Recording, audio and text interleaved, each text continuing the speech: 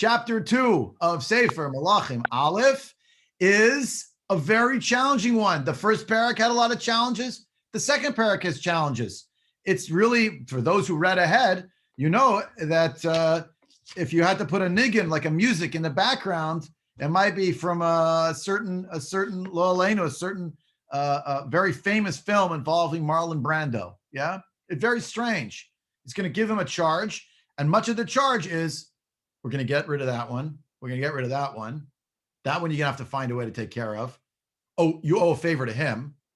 So it's very strange, very hard to understand what's going on in this parak. I know that. We're on page 403 in Sefer Melachim Alef, parak bet, page 403 again.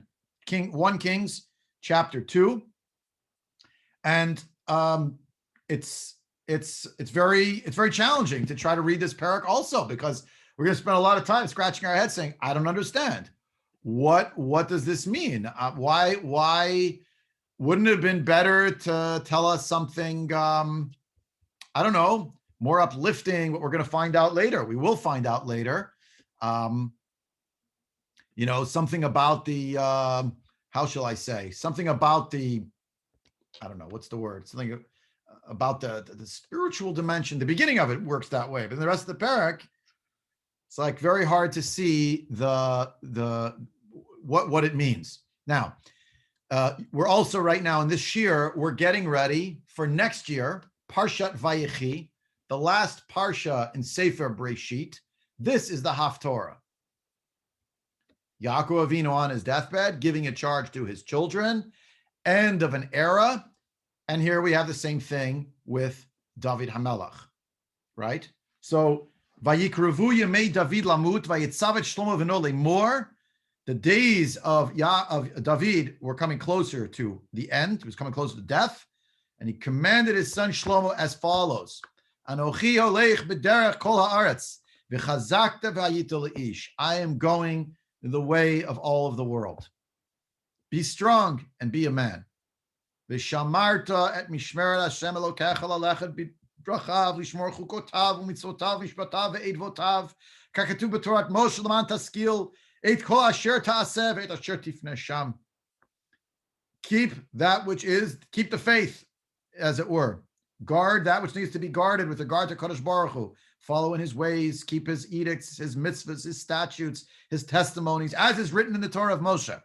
Everything here anchored in the Sefer Torah, in the Torah Shebichtav, Torah Shebal Peh, Laman Taskil, it says, so that you will know, you will be able to, we'll come back to understand this a little bit deeper in a minute, but you can think, use your seichel, use your intellect to know everything you should do and where you should turn, what you should do.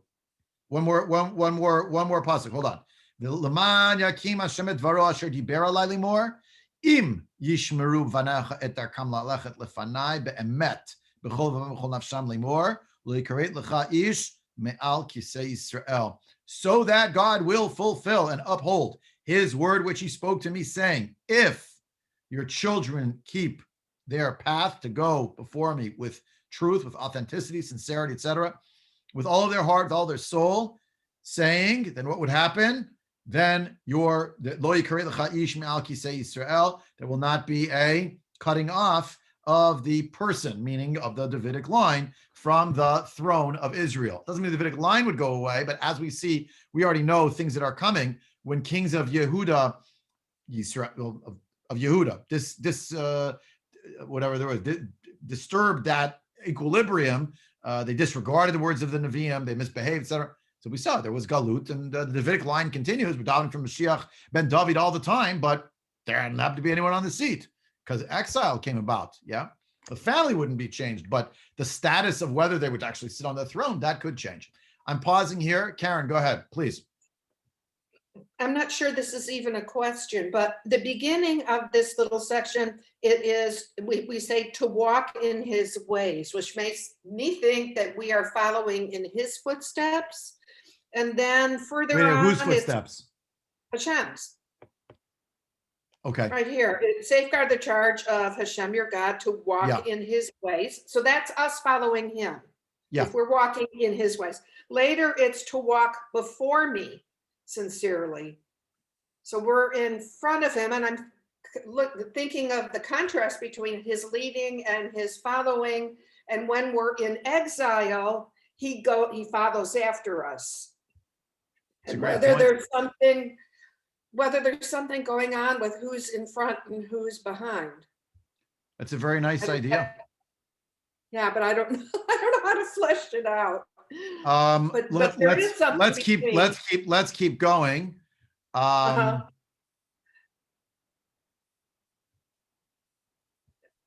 Okay. Let's keep going. But I think you're on to something for sure. There's some movement here about when this way and when that way.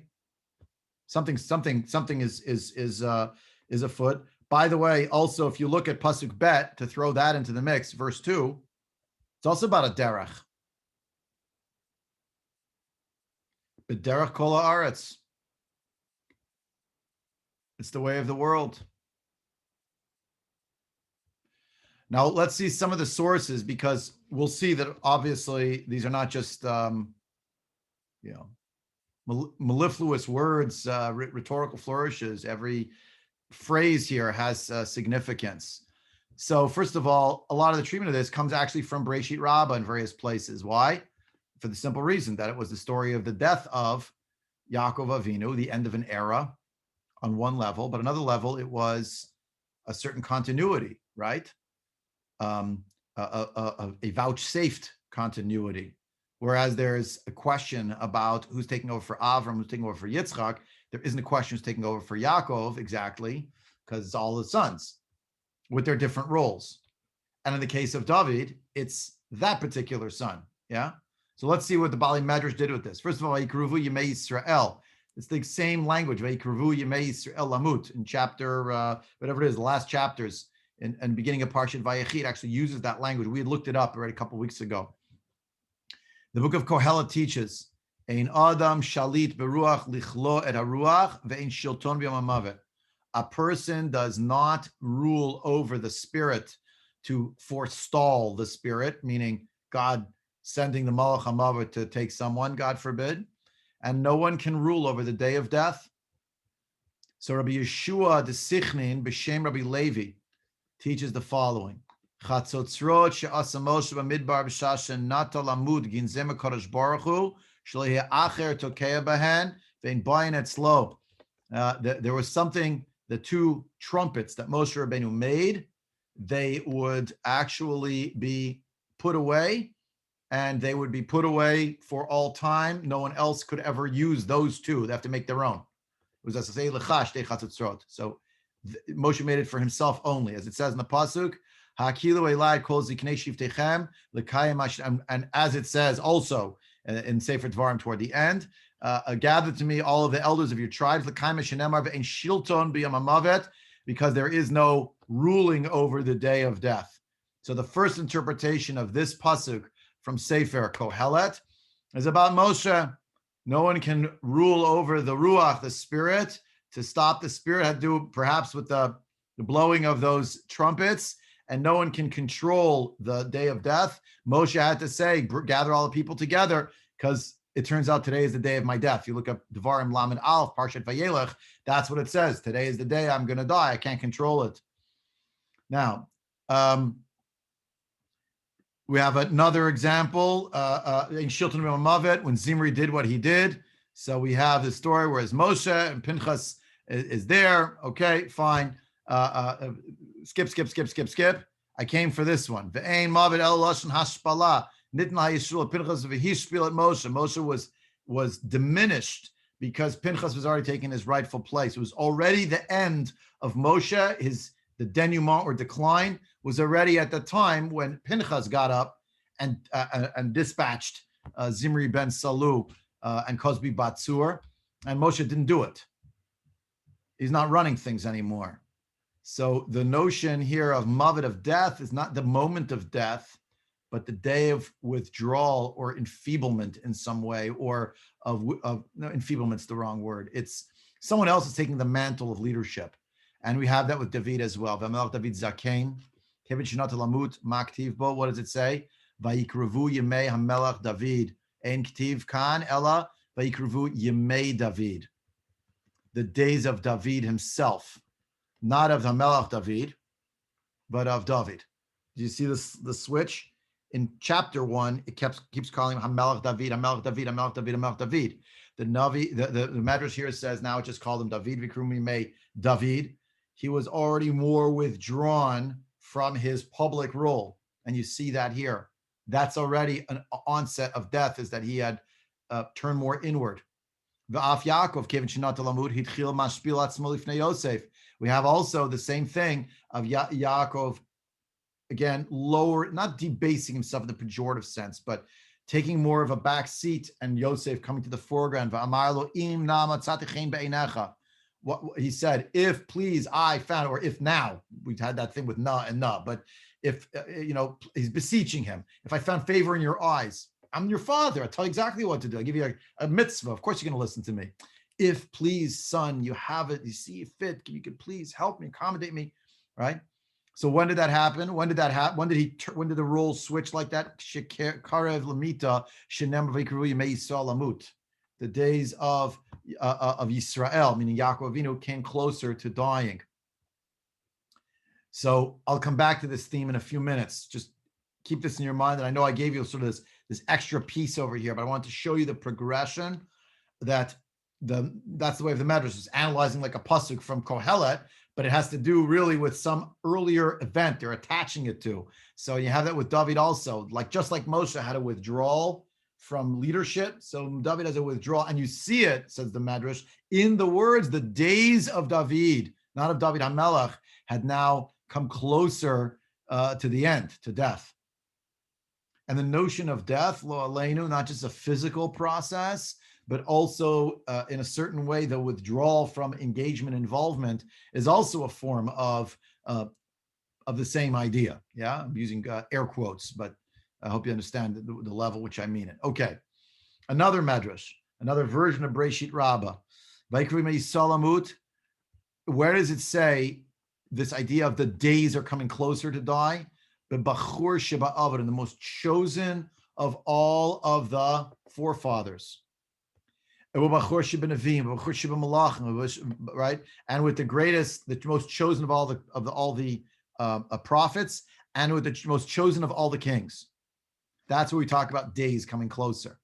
But Bachur Sheba Avot, that's Yaakov. Ki Yaakov Bachar Loka. God chose Yaakov. So it's said with regard to him, the pasuk we just read it a few times. With regard to Nevi'im, that's Moshe. Lulei Moshe Bechiro, if not for Moshe, his chosen one, as Tehillim also declares about Moshe Rabbeinu. And therefore we have Vayomer Shema Moshe Hein Karvu Yamecha Lamut, chapter 31, and Sefer Dvarim. Your days are coming closer.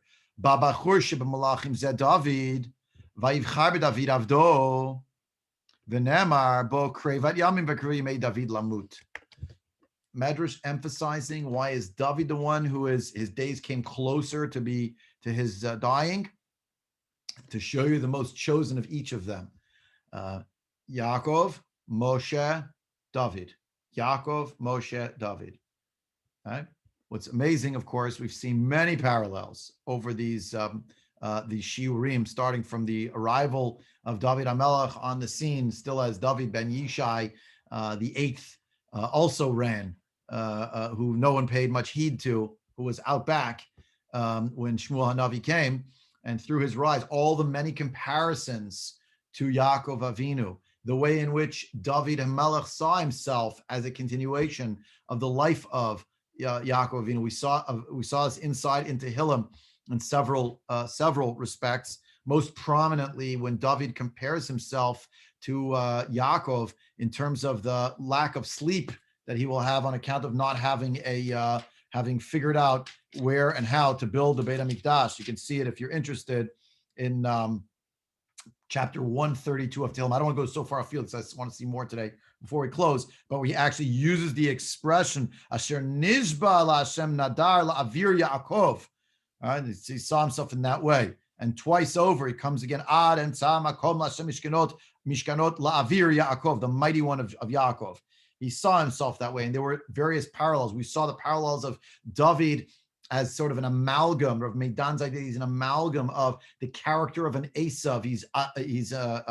Has those characteristics of 400 men with him, and he's a warrior, and at the same time, he's the Yaakov Ish Tam, he's the Gadol Hador, and he's sort of elevated or united in a certain way, the persona of an Esav and the persona of a Yaakov in one persona, with its challenges and its faults, but also of its grandeur, rising as the great Baal Tshuva, etc. So here he is figured as it's Yaakov, Moshe, David. Interesting. And of course, the Yaakov Moshe comparisons are aplenty. Torah Tzivlanu Moshe, Morash Shakilat Yaakov. Yaakov gives brachas at the end of his life. Moshe gives brachas at the end of his life, right? And so on and so forth. The idea of Kol Tamar LeBeit Yaakov V'Taged Livnei Yisrael. We are the Bnei Yisrael, right? And then it's the Torah Moshe. And then in the days of David HaMelech, getting a whole new, whatever the word is, a whole new dimension of tefillah through the siddur of David Malka Mashiach, we call Sefer Tehillim, etc., but also through the process of tshuva, etc. So Hababachur Melachim said David. He is the choice of all of the Melachim. You can understand very pragmatically also why do we keep pumping up David? Because it's Malchut Beit David and not Malchut Beit Yisrael. Because Mashiach ben David and it's Sefer Root and by the by, now you have some Divrei Torah. I just downloaded in Spitfire a lot of Divrei Torah you can give on Shavuot, which is the day of David HaMelech, right? That's the period. That's his birth date. That's his death date. It's right there. The yurtzeit is on Alef, according to our tradition. It's Alef of Shavuot, the first day. And you understand how everything here is connected and intertwined, one thing with the other. Fine. Let's keep going, though. More to see. Also, with regard to various people, Yaakov, and with regard to Moshe, and with regard to David, someone is rejected, someone is accepted. And the idea that this is happening not only on the deathbed, but before the deathbed. In other words, what we're seeing now, Perek Bet, is going to be the deathbed. But the truth is, we learned about stories earlier that something was passed over and someone else was chosen. Amrabi Abba Bar Kahana. Mishkanim ishkanu umikarvim yikravu. Shelo yomer matnat shchiv merahu. Right? So we have ideas here about who gets drawn close, who's pushed away. You find with Yaakov, he took the Bechorah from Reuven, he gave it to Yosef. He took it from Manasseh, he gave it to Ephraim. Moshe pushes tribe of Shimon away, and he brings Reuven close. Where is that? That has to do with the story of what's happening in the end of Sefer Bamidbar, with the story of Pinchas.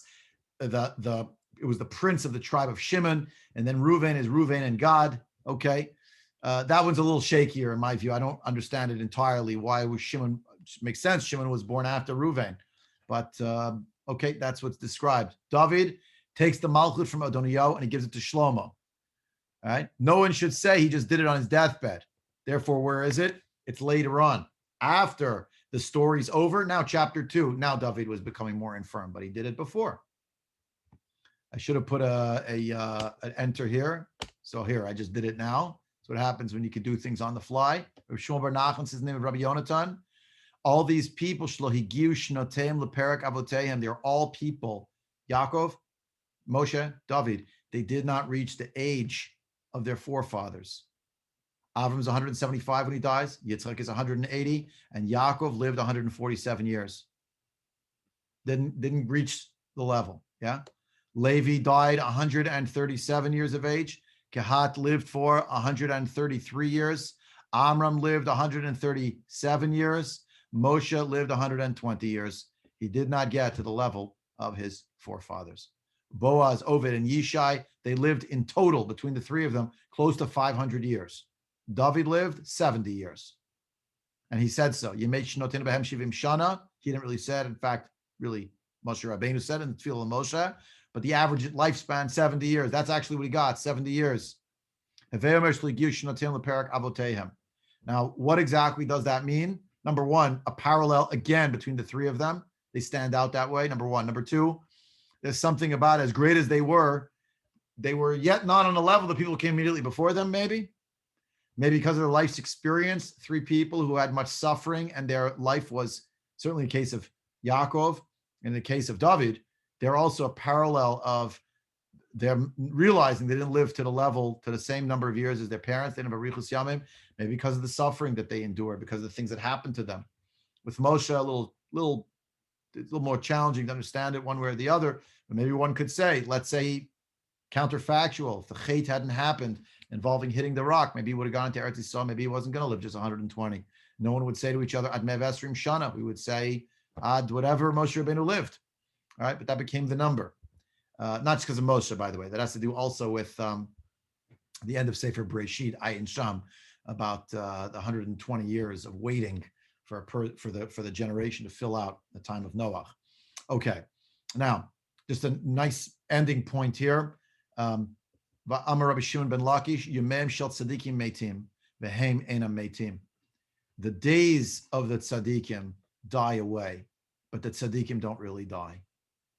Vayikravu David, Yemei David Lamut. Doesn't say Vayikrav David Lamut. David came to die. It does not say. Ella, Iktiv Cain or Khan. Ella Vayikru Yemei David Lamut. The days of David came close to dying. V'yomer Shimon Moshe Hein Kervu Lamut Enktiv Cain. It does not say it that way, but rather Ella Hein Karvu Yamecha Lamut. Your days will die away. And so it was also with Yisrael, with Yaakov Avinu. Vayikrav Yisrael Lamut Enktiv Cain. Ella Vayikru Yemei Yisrael Lamut. The days of Yisrael came closer to dying. The days die, the tzaddikim don't die. It doesn't mean this in a literal vein, obviously, yeah?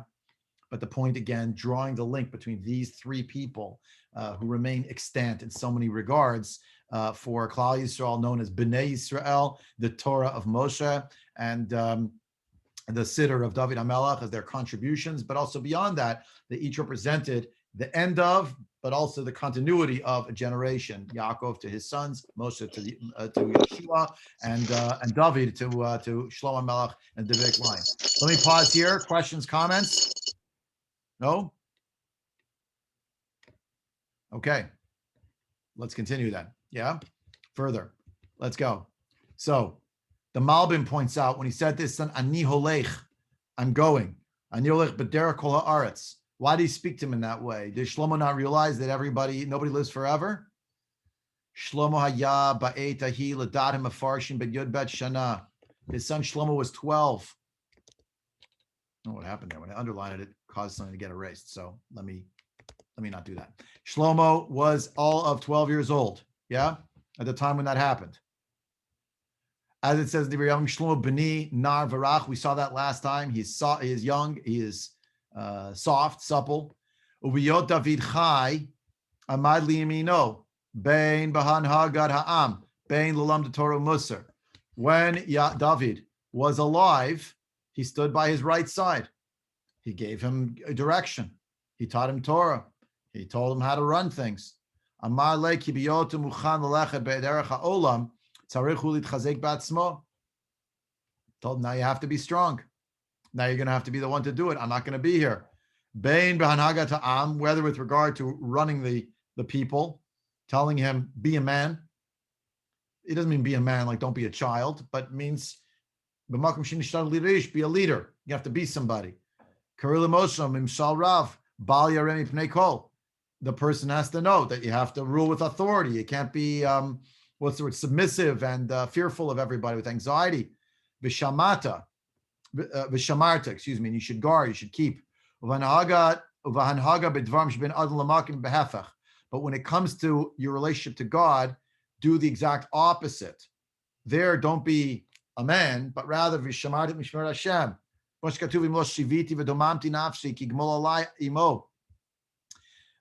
be like a child.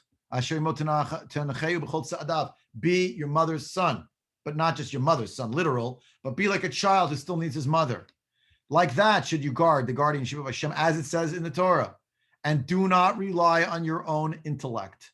Don't rely on, I get it, I'm so smart. Now we'll find out later on, of course, that Shlomo Melech has the greatest knowledge, the greatest mind, rather, of all time. His great chachma, great wisdom, and it does get him in trouble sometimes. So mefarish lalechet bidrachav hu b'inyanei amidot mahurachum v'chanun erech apayim she'elim drachav. You should follow in his path, the path of God. How do you do that? have the characteristics of Hashem. The Gemara says this, by the way. The Malbim, living at the in the end of the 19th century, just quoting from the Gemara, almost verbatim. Allah bidracha, following God's ways. How can you do that? He's merciful, you be merciful. He's graceful, you be graceful. He's slow to anger, you be slow to anger. Keep God's edicts. There will be edicts. There will be parts of the Torah. You will say it's a chok. I don't understand it. Go for it. Live with that. Observe it. Mitzotav, those are the mitzvahs that you understand. And what are mishpatim? Mitzvot sheben adam l'chaveiro. Ve'ed votav, mitzvot ha'me'idim achidush sha'ol yitziat Mitzrayim. All the mitzvahs that testify that God is a creator. God is the one who took us out of Mitzrayim. Shabbos, holidays, etc. Follow what it says in the Torah. Don't add and don't detract. Why is this the reading of the Malbim? Very obviously, because what's Shlomo eventually going to do? He can get himself in some trouble with adding and subtracting. We'll get there, right? But David is reminding Shlomo. Look what it says in the Torah. Lest there be a straying to the right or to the left. There are two things when you use your intellect that you'll get from this. Alef mitzad etzem mitzvah. It'll guide you to tell you what to do with your actions. That we already explained previously, the difference between a matzliach and a maskil. Hatzlacha has to do with mazel. That's already on the mazel. What's going to happen? That's the constellation. That's what's going to happen. You're going to jump at me and say, "Ein mazel Yisrael." Yeah, I know that's another discussion. What does it mean here? But there's something about what's going to happen that's like it's meant to be. Vaskala betluya betov shekol ha'adam seichel ha'adam. Excuse me. Livchora emtzeim atuvim tamid. Seichel, that's figuring out what you're going to choose to do. That wasn't just what happened, whether you had success or not. That's on the mazel, meaning what Hashem destined for you. But what you choose, that's your seichel. That's the Torah will teach you. V'yesh hamaskil ad asher yaseh v'lo ad asher yipaneh ki b'fnoto levakesh imtzaim yimatzeh harbe mehem bilti tovim v'yazveim. You'll find things that were not the right path. You have to know also how to skip over them. And then you'll find the right path. There's also וגם אם יבחר אמצעים בלתי מובילים אל התכלית, ישיבום בשכלו לטוב, באופן שישיג מהם את המבוקש. This is good. שישכיל גם את כל אשר יפנה שם. You could read it either as use your intellect to know what to stay away from, or use your intellect to see what path to take, where to follow, where to go. Both possibilities. Malbim leaves them open. He says it's ambiguous in the Navi itself. Let's learn a few more lines here of the Navi, because this is where you get to the part where you scratch your head and say, that's the last thing he wanted to tell his son. So the truth is, this is the last thing he told his son from the camera perspective, the Havdol Fe'avdalot of Melachim Alef. And you see it in Divrei Yamim, we'll see a whole other dimension to it as well, which is amplified there, but not here. Here we got sort of the Sparks Notes edition, Pasuk Bet, Pasuk Gimel, Pasuk Dalet, Pasuk Hey. Vegam, Atayadat et asher asali Yoav ben Seruya, asher asali shnei sarei tzivot Yisrael, l'Avner ben Ner, v'l'Amasa ben Yeter, v'hargem, v'yasim d'mei milchama b'shalom, v'yitin d'mei milchama b'chagorato, asher motnav v'nalo asher b'raglav, v'asita kechachma techa, v'lo tored sevato b'shalom she'ol. Pshat, the pshat, you'll figure out a way to make it known that the chief of staff has no business killing people of peace. Avner ben Ner, remember at the beginning of Shmuel Bet, has a peace overture as the representative of Mephibosheth, of Ishboshet. And in Hebron, when you go to Hebron, God willing, the next time, just outside of Mar Machpelah, if you're facing Mar Machpelah before you go up the steps, if you just walk along the path, maybe about 100 feet or so, 200 feet, there is an inlet where there's a guard gate where they probably won't let you by, but if you can finagle your way by, you turn to the right and you go up there, there's a shellet, a sign that says, this is the spot where Avner ben Ner is buried, where he was killed by Yoav ben Seruya. There's a sign. I have a picture on my phone, but I should have probably put it on the screen, but you'll take my word for it if you ever get there. It's right at the gate leaving from the Arab Souk to go into the area that's patrolled more by Tzahal. So it's in that spot. David says he killed a good man. He killed him. That's one. Two, who's Amasa? Amasa was the ill-fated chief of staff of Avshalom, son of David, rebel against the crown. Yoav decided, even though David installed Amasa to replace Yoav ben Zeruiah, Yoav would not be replaced. And so before his desk could be cleared, he made sure that Amasa would be unable to report for work by killing him. Says David to Shlomo, look what he did to me. He killed two important military people who were people who wanted peace. And he brought the blood of war. He has it wrapped around him on his belt and in his shoes. He's all about warring. And you'll do according to your wisdom. Don't let him just go down to the netherworld in peace. It's a very challenging idea, but that is actually what it says. Do kindness for Barzilai Giladi. Who was that? That was the person who greets him as he's leaving during that rebellion, who was very good to him.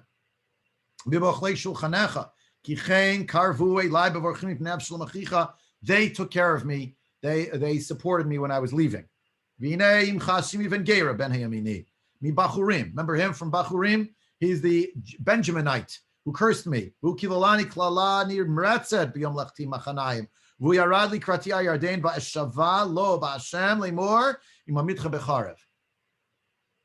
told him I will not kill him by the sword. It was by the sword because the king kills by the sword those who are rebels against the crown, and he swore to him he would not do it. He gave him an amnesty. And now, you're very smart. You'll figure it out. You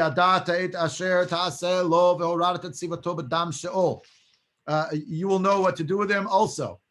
You will cause him to go down to the netherworld. That'll happen to him also through blood, i.e., he will die an untimely death. Vayishkav David im avotav, vayikaver be'ir David.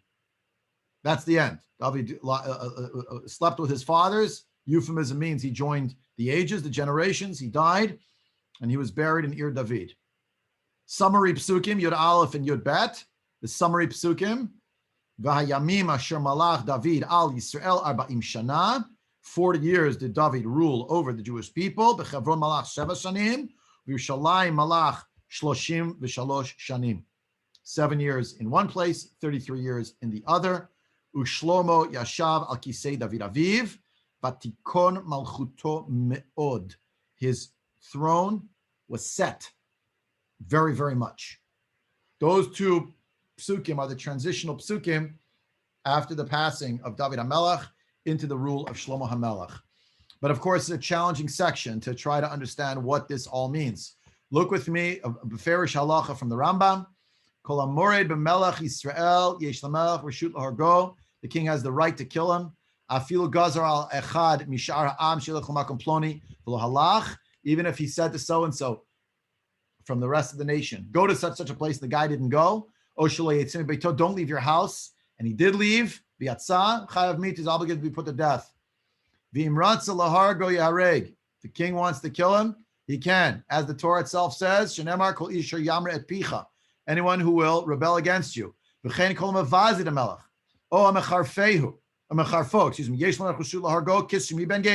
archetypal example is someone who denigrates the king, someone who blasphemes against the king. It's Shimi ben Gera. It has to be with a sword in order to show that it's extrajudicial. It's from the executive branch, so to speak, not from the branch of the judiciary. Also, he can punish. He can have people whipped for his honor. But he cannot decide to abrogate the property of an individual unless he needs the spot. But he can't just take stuff away from people. If he abrogate all of the person's wealth and take it for himself, that would be considered gazel. That would be considered stealing, as such. Yeah. Rav Moshe Lichtenstein, the Rosh Yeshivat Har Etzion, who has a book on the Haftorahs, which is quite good, not translated to English. I'm sure someone's working on it somewhere. Talks about some of these themes in the Haftorah for Parshat Vayechi, which is this section that we just read. And it's a challenging section. Was David brooding the whole time? I'm going to get my just desserts. What might be some reasons why David was interested, was keen on making sure that these things would be taken care of by Shlomo? Why was that necessary? What he builds, which is basically out of the essays called a Sefer really called Parashat Drachim, which is written by one of the commentators on the Rambam we call the Mishnah Lamelech. His real name is Rabbi Yehuda Rosanis, but his nom de plume, his pen name was the Mishnah Lamelech. He was a commentator on the Rambam. You can see him when you open a Rambam, you'll see the Mishnah Lamelech there in many sections. So the idea goes like this. Each person who has a leadership role in Jewish people has a dual component to it. There's the role that they have that affects them as a person, it changes them as a person, and it has status. And then there's the role that they have in their public, not just their public persona, but the role that they fulfill in the public square. So case in point, the Kohen Gadol. An individual becomes a Kohen Gadol, has unique halachas with regard to their kedusha, their personal status, which obtains and endures even if they're no longer serving as a Kohen Gadol. So for instance, a Kohen Gadol is not allowed to go to the funeral of any relative. Yeah. The Kohen Gadol is not going to be matame l'meitim. He's actually not going to be allowed to marry a widow or a divorcee, goes without saying. He is going to have certain stature and status that is attached to him, a personal kedusha. But at the same time, when he functions as the Kohen Gadol, he has certain roles that he fulfills, that he has prerogatives and responsibilities that come along with his job. So for instance, and here's where it comes up, what happens if the Kohen Gadol retires? He's the Meshur She'avar. He's a pensioner. He's not working anymore. He'll keep his personal status of being the Kedusha of a Kohen Gadol, but he no longer has the job, the role of being the Kohen Gadol. Therefore, he's not allowed to be Matam himself, and everything to do with marriage, that stays in place. Yet, the idea of the daily mincha offering that the Kohen Gadol would offer, that goes by the wayside. He doesn't continue to do that, right? Because that's part of his public job. Nonetheless, a flip side, let's say a person was able to do parts of the avoda, but they didn't become a Kohen Gadol. So they could do the function for as long as they need to, but then they would not be a Kohen Gadol when they finished. And the archetypal example is Moshe Rabbeinu. For the 7 days of inauguration of Aaron, a Kohen, and his sons, Moshe Rabbeinu models for them. He works as a Kohen Gadol. He's not really a Kohen Gadol. So during that period of time, he's a man with a job, with a mission, where the halachas about the avoda come upon him, but he doesn't have a personal role as a Kohen, and he does not keep that later on, not a personal level. Let's say a Talmid Chacham is another example Rav Moshe Lichtenstein gives, again, based on the words of the Mishnah Lamelech in his Sefer Parashat Drachim. If the Talmid Chacham forgot all of his learning, he's a great gadol, but he has cognitive impairments. So he's not a Talmid Chacham anymore in the sense that he can no longer fulfill a role. He has no authority now to render decisions because he's just not able to anymore. But his personal status as someone who is wearing not the Keter Kahuna, but the Keter Torah, that remains. So the halacha obtains still that this person is still treated with great respect and honor, even though they no longer have the public role. They've attained that stature, and it becomes embedded in their persona. That's the Gemara, and quoted here by Rav Moshe Lichtenstein. He says that's Shahari Luchot v'Shivir Luchot Munachim ba'Aron, because after all, not only the tablets, but the broken tablets also go into the Aron Kodesh. The broken tablets no longer convey information, and they don't teach Torah anymore, but they did. They still retain their Kedusha. And the metaphor here is that the kavod owed to a Talmid Chacham endures beyond their functionality. It's not just an instrumental component. You should respect the person who is presently in authority, but because they had that authority of being a Torah sage, that is in and of itself enough a reason to give them that personal level of honor. So too the case of the king. The king has this dual identity, this dual essence that falls upon them. First of all, they're the head of state. They're running things. They're organizing it. But on the other side, they're an individual who has had the Kohen pour, or someone, not necessarily the Kohen, the Navi. In our case, we saw it was the Kohen and the Navi. In the case of Shlomo, you had, in the case of David, it was the Navi, pouring the anointing oil upon their personal, unique status that's called the crown of kingship, Keter Malchut. They'll wear it even if they're no longer actually serving in a function as being the Rosh Hamdinah, what he calls Rosh Hamdinah. And that we have this, therefore, playing out with David HaMelech. And here's a good example of where David HaMelech was anointed, but not yet serving as the king. He was anointed, personal, but he didn't have the function of being the king. And this is the debate that he has with who? With the woman he meets in the dead of night, Avigail. You will recall there was a story about a man who was a Grobian. It was a menuvel, right? You remember the story? It's in Shmuel Alef. And he curses his people are cursing David HaMelech. When David HaMelech is on the run, Midbar Yehuda, and in the vicinity of Hare Yehuda, Naval was his name, and he was a terrible man. He was a menuvel. So he doesn't want to give any sustenance to David and his people. David goes in the dead of night to go kill Naval. Naval is extremely inebriated, you will recall. And in the middle of the night, Avigail, contrary to all of the etiquette of the day, goes out to greet David HaMelech. And here's the Gemara in Masachet Megillah. She's in the secret of the mountain, in the privacy of the mountain, riding on her donkey. It's the middle of the night. There's no lights on the road, obviously. Beseiter ahar, min ahar mibayale. Not in the secret of the mountain, but from the mountain. Amar Rab Shmuel Rabba Bar Shmuel al iske dam habamin astarim. She came to talk to him, to ask him ostensibly a question hilchot nida. Yeah, take this literally. You can take it literally. You want to see it more metaphorically? That's on you. But she came to show him something that was from a private place about blood. Now, what was the blood of the private place? He was going to go kill her husband. Not ladam v'haratalo. She showed him the blood. Amar la v'chimarin dam balayla. It's very strange. You should ask me a shaila in the middle of the night like this. Amra, she said to him, is it possible that we are going to adjudicate someone and decide they should be killed at night in a court of law? Amarla, he said to her, Morid b'malchudhu. He rebelled against the king. There's no reason for him to have to be judged. I can kill him extrajudicially, because he is not allowed to rebel against me. I'm the king. Amra lo adain Shaul kayam, but Shaul is still the king. You have not yet come out to reign.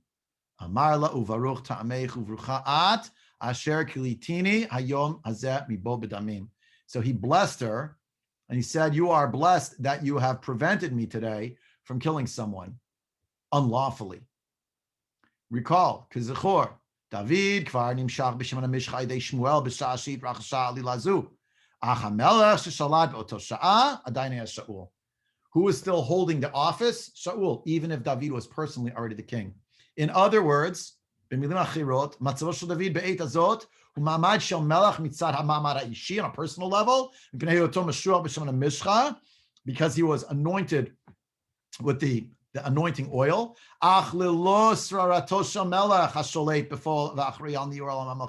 because no formal authority yet hasn't given to him.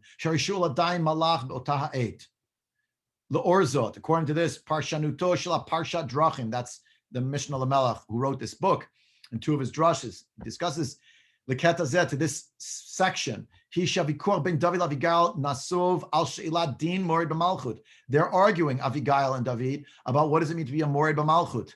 Ha'im hu muf'al keneged ha'mored b'ishiyuto shel ha'melech shel ha'atzmo mitkachesh l'malato ishit.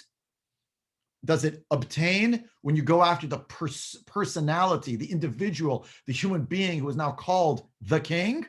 Vazai Naval Chayiv Mita. And therefore Naval should be put to death because he's not worthy of staying alive because he went up against the king. Or Shirak Hamorid b'malchut u'misakein et yitzivuta chayav mita. Only, or is it only one who rebels against the king who damages or endangers its stability? That's the person that's to be put to death.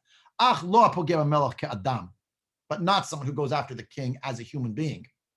Tanato shel David. Shenaval chayav mita midin mored b'malchut minicha shechiv hamored novea min ha'hitkachashut klapei ha'ma'amad ha'ishi shel melech. Righteous indignation. You're cursing me. I'm the king. I'm going to put you to death, and I don't have to go through a court. That's David's logic. She'ayala David. He had that status already. Your nature, your way of being, your imprimatur has not hit the world yet. Someone who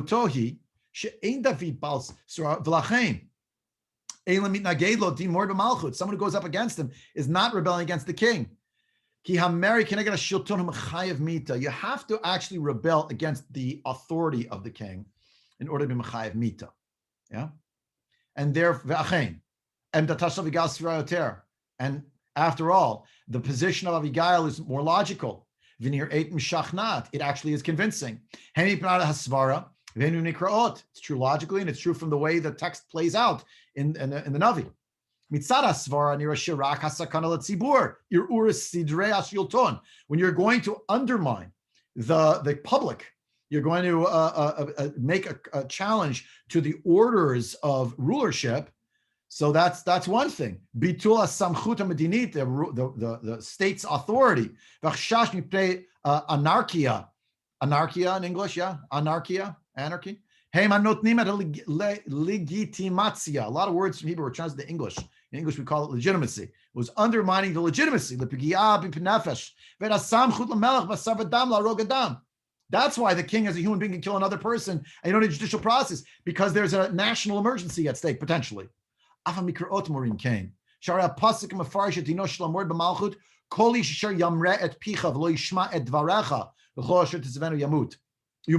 me. Right? Now, Marbenu Gelis Sarato Shel Yeshua Binun. Sheya Shalit Bala Samchuyot Politiot Shel Hamelach. Ach Lilo HaMa'amad HaIshi HaNilva. Lo Nitpale Efo Shedavid Makabat Emdata V'Nimna Milarog Et Naval. And we shouldn't be surprised that what does David do? He doesn't kill Naval at that time. And we see further along who else doesn't he kill? Because he's not sure what his status is. When does Shimei ben Gera curse him? When he's running away from being the king. Remember? Because Avshalom, maybe he's supposed to be the king. That's why David doesn't stay. One of the reasons David doesn't stay to fight. There's no stand your ground. I deserve it. So he left. Shimei ben Gera on the way back, sycophantic, on his knees. Please, sire, I didn't mean him. Yeah. But what happened. The merit of Avshalom was not 20 years earlier. Yeah. It was very recent. Yoav ben Seruya couldn't get rid of him. Made me trouble twice. I was trying to keep the peace. He tried to undermine me by causing war. Avner ben Ner, when I was trying to consolidate on one side, and then Amasa when I was trying to make some kind of reconciliation for the Jewish people. Didn't happen. Yeah. The question at hand is, are these people just a thorn in David's sides on a personal level? Or does each of them represent a potential threat to the stability of Shlomo HaMelech's kingdom? They who have seniority, prominence, yesh omrim notoriety, power, in terms of Yoav ben Seruya. Yoav, who by the by was just at the party, it's not mentioned, oh, by the way, he backed your brother. It's not mentioned. It's maybe a subtext, not clear, right? So were they actually, what they did, was it just against the personality, a human being who had the Kedusha, so to speak, was Mukdash, who was sanctified, means he was Nimshach, to be the king? Or is this actually about the role of the Mediniyut, about stability, etc.? And the idea of what plays out here, chapter 2, and then we'll see in chapter 3 about Adoniyahu, is to take it away from the personality factor of let's just get retribution, as much as you're 12, based on the Midrashim, you're 12, be careful. You're going to have to take care of these people. You have to realize things might happen that will cause you to be destabilized. Here are the front runners who are going to do it. You'll be on the lookout for them. Anyway, we'll have to see this more in depth next time. We're out of time for today and then some.